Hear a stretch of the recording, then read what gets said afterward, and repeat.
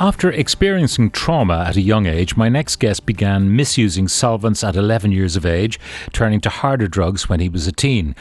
But he now runs the Try Project, a peer mentoring initiative working with ages 14 to 25 who are at risk or involved already with drugs and antisocial behaviour. His name is Karl Ducque and he's team leader for the Try Project. Karl, good morning. Good morning, Pa. We're talking about your name, yes, because it's a very unusual name for a dub. Yes, very peculiar. Comes from French background. Originally, couple of generations back. Yeah. Now, tell me about your own experience growing up. I mean, how common was it to be sniffing solvents? It was very common back when I was young, and I suppose, like, for 11-year-old to be doing that, there was something wrong in the first place. You know, I grew up in the inner city in an area where drug use was quite common.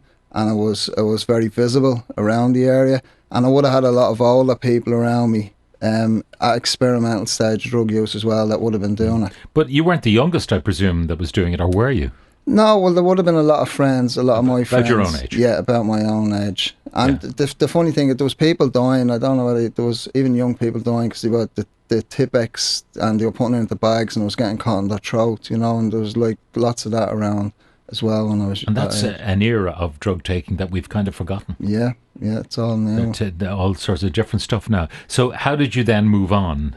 So I suppose that was just the experimental stage of my drug use, and it wasn't like that. I woke up when I was 11 one day and ended up a drug addict. It was over time, up till I was about 14, 15 years of age. I went through different stages of addiction, of trying new drugs, from cannabis to ecstasy. And eventually, by the time I was 15, 16 years of age, I was dabbling in heroin.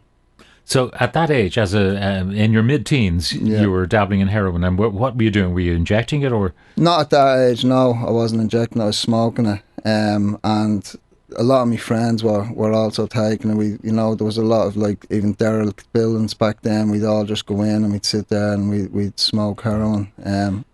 Now, at that time, I'm trying to cast my mind back, there would have been reported deaths from heroin. Yeah. So you would have been maybe half aware that people doing this stuff were dying. Yeah, well, my first friend was 18 when he died. I had another guy who would have been an associate, was 16 when he died from heroin addiction. These are all in the same areas. And over the years, I suppose I was experiencing addiction. I've lost count of how many people I've knew, how many close friends I've knew, family members that I've knew that have died from addiction. And the point is that even as they are dying and you're observing this, the nature of addiction is that, it doesn't stop you. Yeah, I've experienced it. Once it has a hold on you, there's not much you can do whatsoever. I went through addiction and wanted to stop for years, but I just no responses shown to me or no supports given to me that where I could stop. Now, there's often the stigmatizing of people, teenagers, because of their behaviour, because of their drug-taking habits. You believe, though, that it's almost an inevitability for some communities that a certain fraction will go down this road.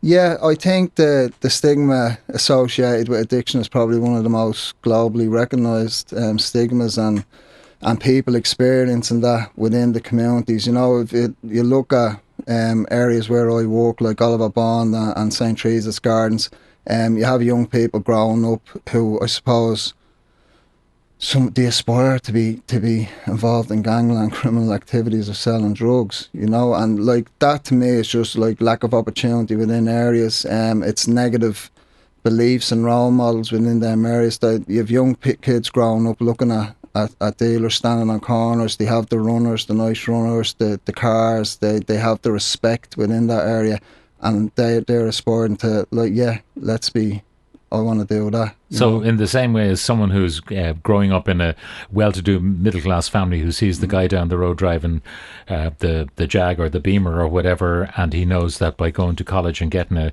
accountancy degree, he can make money too.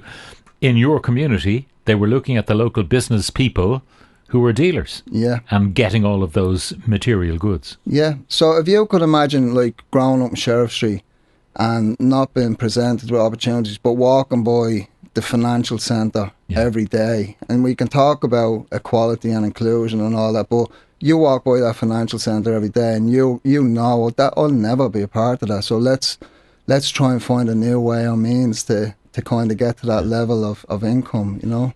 Now, how did you get over your addiction? Because clearly you did, and you've been thriving ever since. Yeah, so in 2014, I suppose I presented to a service where I suppose I had to stabilise on the street drugs that I was taking. And that was even hard, you know, because I had to meet certain criteria, and I find myself really lucky to actually get to that criteria. Most people don't, you know, most people can't get to that. And I went into a place called Solcha, and they sent me into detox, and they done an aftercare service with me after that. So like that was nearly 10 years ago now. Now, the detoxing, was it difficult? Was it cold turkey, or was it gradual? It was cold turkey. Cold turkey. Yeah, and it's well, a 10-day detox they give you, and then like you have to go through the withdrawals, which is horrible, you know. But something each individual will have to do on their own as well.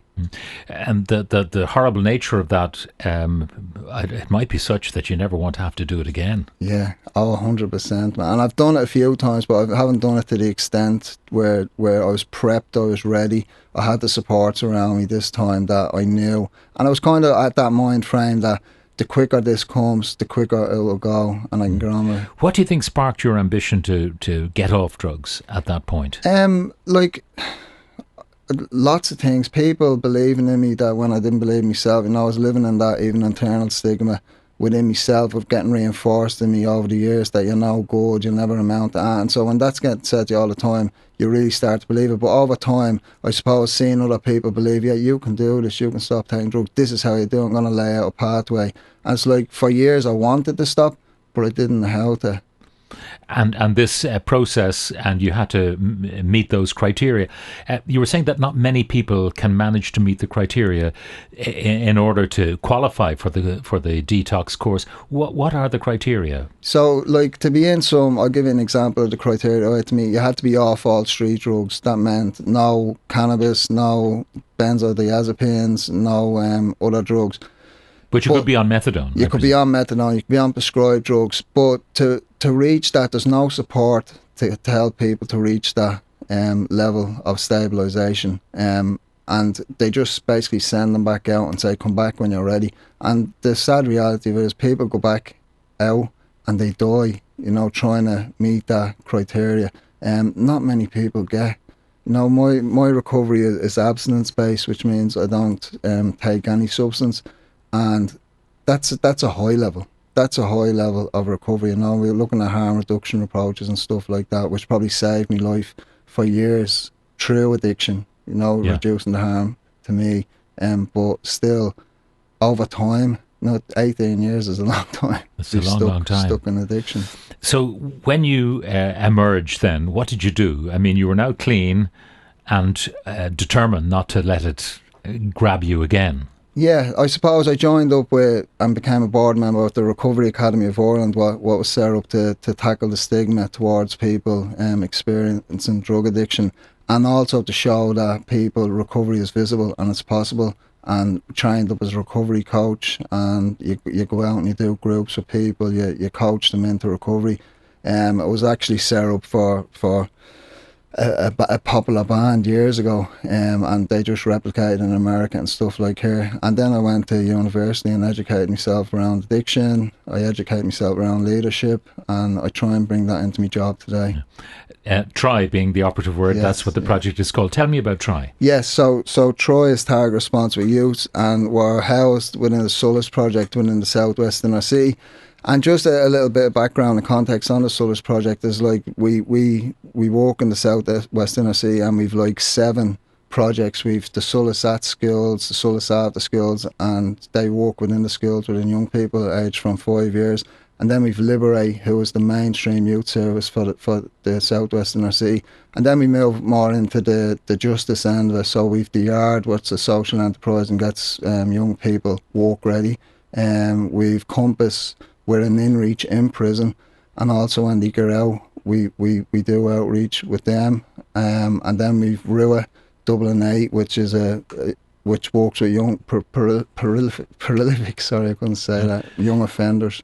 And now, what fraction do you think you're reaching of the total problem out there? Because it is a big problem. Oh, it's complex. It's so complex like that. When, you know, we're youth workers, we're not, I suppose, even highly educated into tackling drug problems, but most of the time we are firefighting towards the addiction end of it. You know, like we're reacting and responding to issues that's going on within the area connected to drugs trade, whether it could be violence, someone could need to go to rehabilitation, they could need to go to detox, or they could need counselling or stuff like that. So and can you offer those services? I mean, that's the issue. If there isn't an availability. Yeah, so it takes a lot of time and resources to kind of get that, to map areas and see what is out there for young people to get them in. What's the attitude to you? Because you've been there, done that. And maybe that's important. Yeah, and that's very important. You know, you go into like areas like Oliver Bond and people walk in, they think you're a guard or not, you know, like, but when you bring the lived experience into it, the young people get to know you. And most of the time, if they know your background, they probably know someone you know, or you know someone they know, and you can break that little barrier and you can start building a relationship. Do you ever get any hassle from the dealers that you were kind of interfering with their workflow? Not, I haven't, but other colleagues kind of have. I've had a positive experience even with dealers where they'd be telling the young people to go and work with us, but Ashlyn would be my manager. She would have like negative experiences associated with drug dealers. Okay. You have to be an optimist, I suspect, to be in your business, Karl. Yeah. Oh, 100%. You have to stay somewhat positive. You know, it's, as I says, us as youth workers, we can be firefighting most of the time, but you always get that one young person, and you catch them in a vulnerable state, I suppose, and you lay a path out for them, and they take a bit of direction, and then they probably go back to doing what they were doing, but you show the support and you show the reinforcement. So it may begin a process. You begin a process, yeah. It's fantastic work you do, Karl, and thank you very much for joining us. The project is called Try. This particular one is part of the Solace overall project, and the Try team leader is Karl Ducque. Karl, thank you very much for joining us in studio.